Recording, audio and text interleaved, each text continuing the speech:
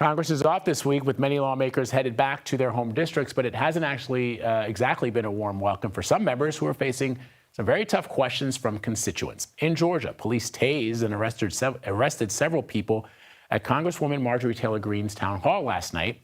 And in Iowa, longtime Republican Senator Chuck Grassley faced questions yesterday in his town hall about tariffs and the Trump administration's immigration policies.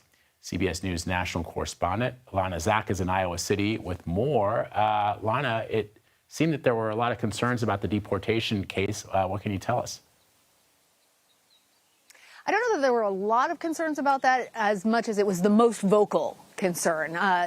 Vlad, you know, the senator has been has always done these town halls. 99 counties in Iowa. He is committed to having town halls in every single one. But the one that we heard yesterday, in addition to those issues that I've been hearing from folks out here in Iowa, and that I heard at an earlier town hall with the Farm Bureau and Senator Grassley, Medicare, Social Security, especially questions about those tariffs and just the confusion of government. Those are the big issues.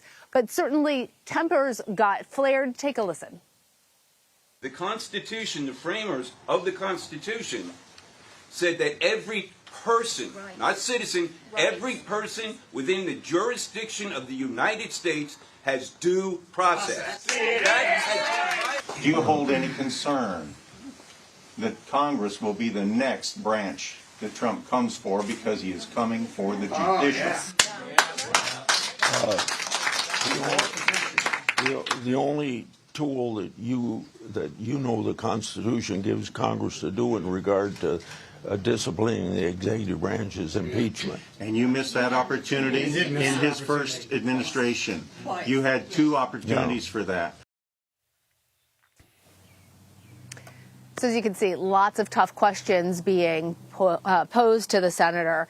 This is all part of frustrations that people are expressing with the confusion in government. And Grassley, for his part, trying to hear their comments, also talk about legislation that he has authored to try and bring back some of that power from the executive branch, specifically when it comes to trade policy.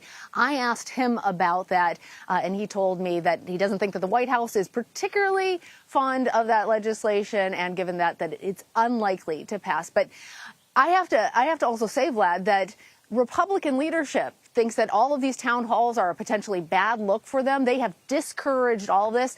And so, to their credit, any elected official that continues to have these town halls and speak directly with constituents, knowing that that this is something that might turn contentious, there should be an appreciation for that in our democracy. Lana, we also have seen Democrats on the road as well. It's different than the town halls. Alexandra Ocasio-Cortez, the congresswoman from New York City, and Senator Bernie Sanders of Vermont are holding these big rallies, and they seem to be getting very big crowds. And what's remarkable about that, we're not in an election year. Huge crowds, Vlad. You're absolutely right on that. And that it's different from a town hall where people are invited to ask tough questions. These are rallies, but at the Fighting Oligarchy rally that they had yesterday, that's what they're titling it, in Folsom, California, a crowd of nearly 30,000 people turned out. There were some pro-Trump protesters outside, but really, this is the opportunity that the Democrats see to try and rally people with their frustrations about what the Trump administration is doing. That is also expected to continue today, and we'll see how much those crowds build, and if it's just Democrats coming out to that, or if we're seeing an increasing number of independents.